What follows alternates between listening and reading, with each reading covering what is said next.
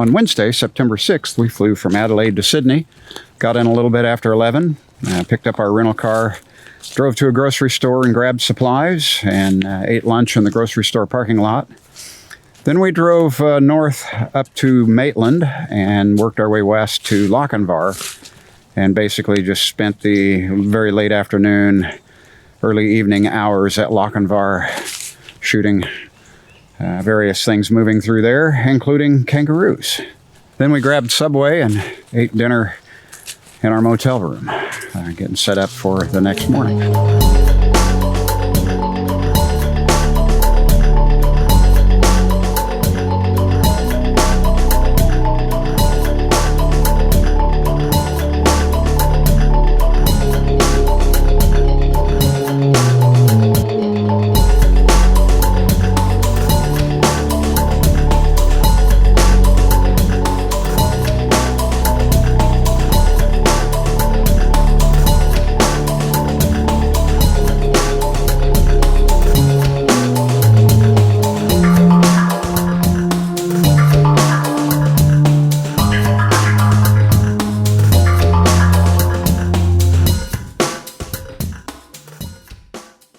On Thursday, September 7th, we got up at 5:45, headed to the trackside at Lochinvar, shot some morning stuff there, and then we worked our way to Maitland, where we were set up to meet with Stuart Ellis, the producer of Motive Power magazine in Australia. And Maitland is incredibly busy. We shot 20 trains in a little over an hour and a half, which works out to a train every 4.5 minutes.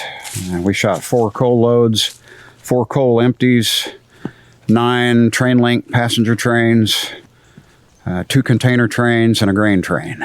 So it was pretty spectacular, and we were on the outside of a really nice curve, just watching the parade and visiting with Stu. So quite a fun morning, pretty spectacular spot, especially as far as volume is concerned. So we left Maitland and followed Stu, and he led us through various environs around Newcastle.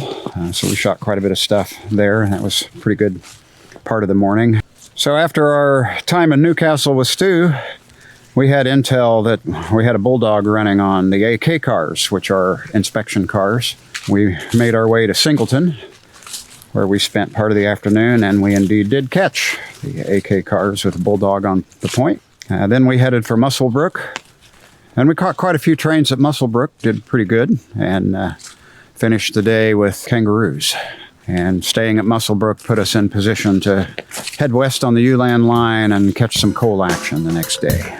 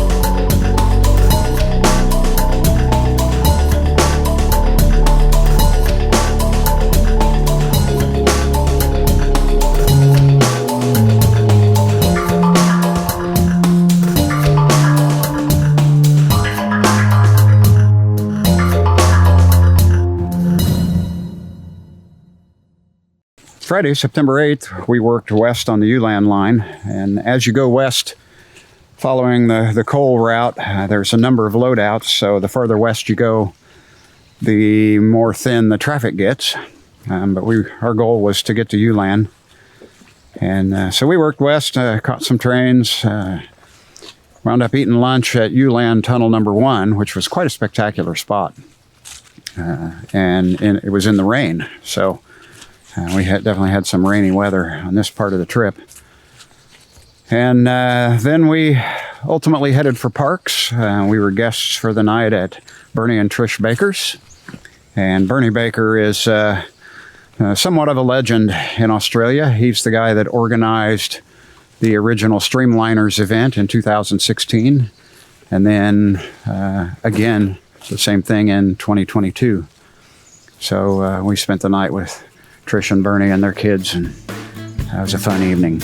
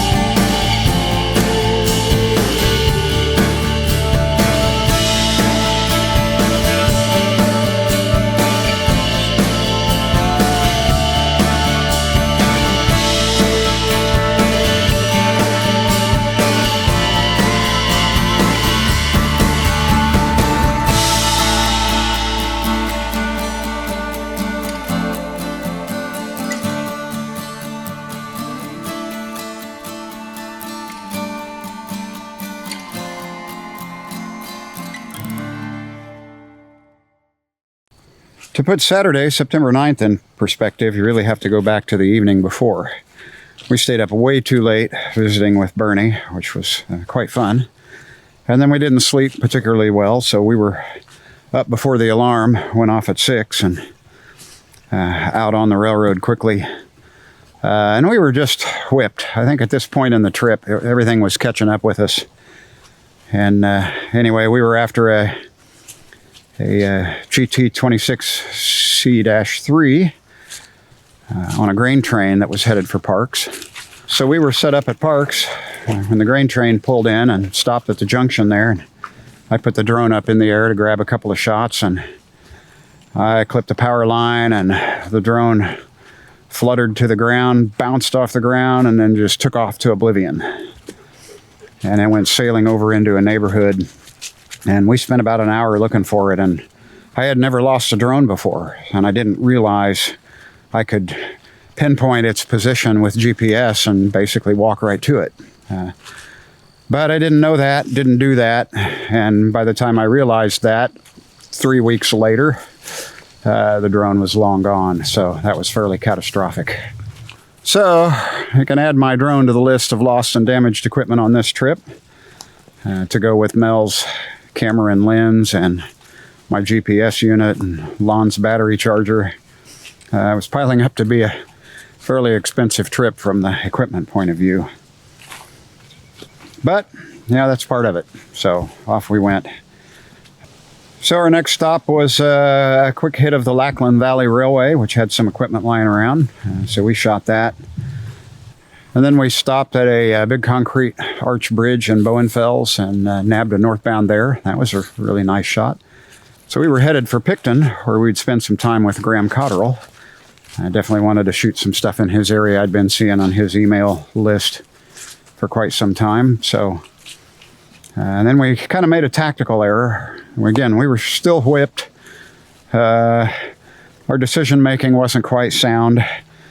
And we decided to grab a motel in lieu of Graham's invitation for that evening. So we spent the night in motel. Met with Graham the next morning to Railfan, and in hindsight, we should have just landed at Graham's. We had a great time with him. But that's tomorrow's story.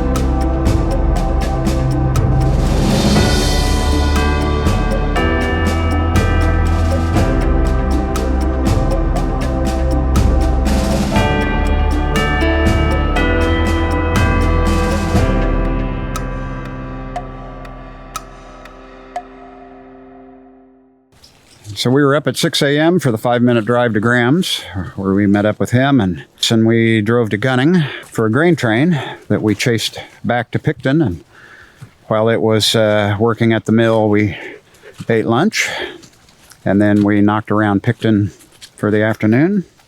And we basically spent a lot of the afternoon at Graham's, but he had knowledge of what was running when and where, so we'd jump out periodically and grab trains at various locations. The Big Cut and the tunnel and all the stuff in his area that we'd been seeing on the email list for many years. So it was quite fun to see those places in person and get some shots similar to what Graham does. And Graham was just a blast. We had a great time with him knocking around his part of the world. And pretty impressive, his ability to climb those hills and run all about. So we really had a great time with Graham, top notch.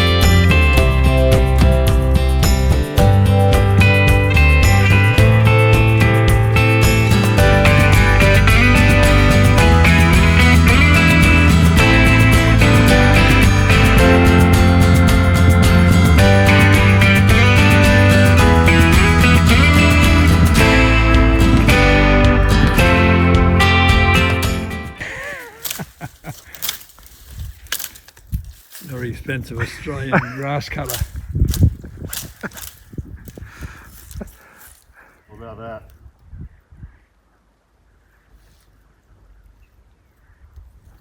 What about that one? I don't know, whatever. Is it okay or not? Yeah, it's fine. Graham, is it okay? Yeah. It's fine. Yeah.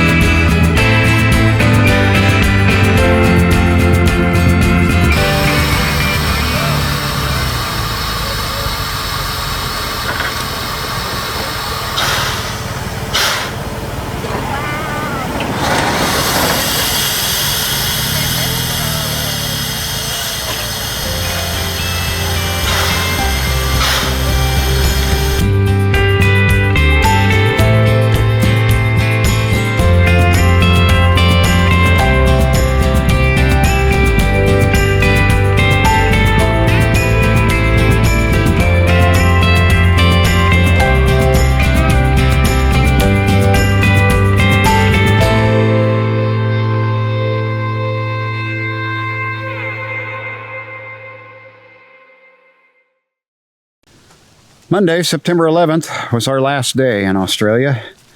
And we got up with Graham and spent the morning and early afternoon knocking around the Picton area again, shooting all those familiar places. We had a good morning.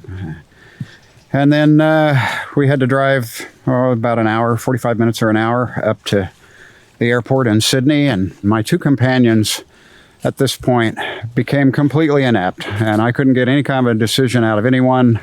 I couldn't get any scouting done, so finally I pulled the car over, got out my phone, turned on the map, and I picked a place at Cooks River Yard, which is right by the airport. And there's a bridge there that I looked at on Google Earth and decided if the railing was short enough, that might be a spot we could shoot to finish the trip. So we went there, and sure enough, the railing was short enough, and it was a great spot to end the day, and we caught several trains with planes flying overhead.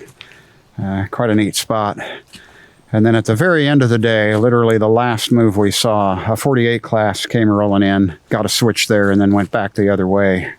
And that was the first 48 we'd seen on the trip, a little 6-axle Alco. So that was a really fabulous finish to the trip. That was kind of the exclamation point. But that little 48 did something to Lon. I don't know exactly what, but he has spent the ensuing year studying the 48s, figuring out the branch lines they run on, and that's going to set us up for our next trip, where we're going to concentrate on trying to find the 48s out on the branch lines, west of Sydney. So that could be really fun. We'll see. So the last evening in Sydney, last day of our trip, Mel had arranged for us to meet Mike Moy, who wanted to take us to dinner. So we loaded up and followed Mike to a restaurant, and I got to admit my attitude wasn't very good. It's kind of like every mile we drive away from the hotel is a mile we have to drive back, and I normally spend an hour and a half naming images and getting the files all onto the laptop each evening. So that was going to put that happening later. But, off we went, and I got to say we had one of the best meals that we had in Australia, an absolutely fabulous dinner. And partway through the dinner, Mike took us back to the tasting room where there's various wines and whiskeys and stuff, and we had a maple syrup flavored Canadian whiskey that was absolutely wonderful. And then we had a fascinating evening with Mike, who Works for SSR, so Southern Short Haul Railroad. So all in all, it turned out to be a fabulous evening. So kudos to Mel and thanks to Mike Moy for a wonderful last evening in Australia. Trip really couldn't have ended on a better note.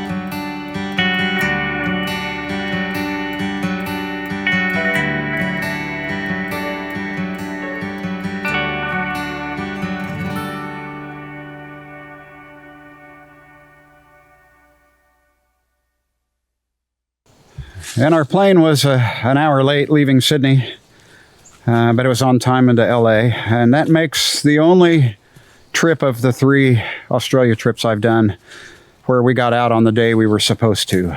In 2011, a big volcanic eruption in Chile messed up the whole southern hemisphere, and the ash cloud literally hit Australia the day we were supposed to leave, and they couldn't fly. They couldn't go up high enough to fly across the ocean. So after 4 or 5 hours of delay in Sydney, we flew to Hong Kong. And when we arrived in Hong Kong, we were as far from LA as when we left Australia. So that was not a fun ending to that trip. And then in 2018, for some unknown reason, United just canceled our flight. And fortunately, I hadn't turned in the rental car yet and all that. So I extended everything a day, and we spent one more day shooting. So we got an extra day out of the trip in 2018, but not by our design. So it's kind of nice to get out on the day we were supposed to and get home on time. And I arrived in Dallas mid-afternoon, and Nadine and I ate dinner in Dallas, and we got home to the ranch about 7, and it was great to be home. I know I love traveling. I love going to Australia. I love railroad photography and all of that, but it was really nice to be home. I love home too. So, always good to get back from a trip and kick back on the ranch and get back into the daily routine.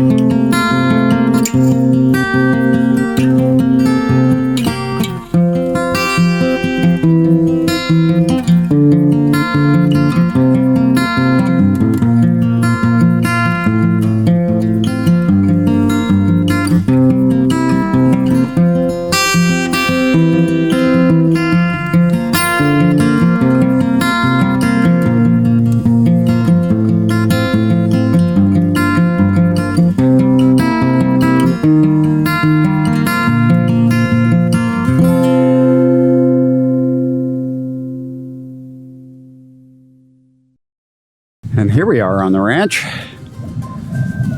We've got a couple of new ones. These are 2 little fillies that are new to us this year. And they are still young, very touchy. This is Mama to the bigger of the 2. This is Tilly. Anyway, life on the ranch is great. Thanks for watching.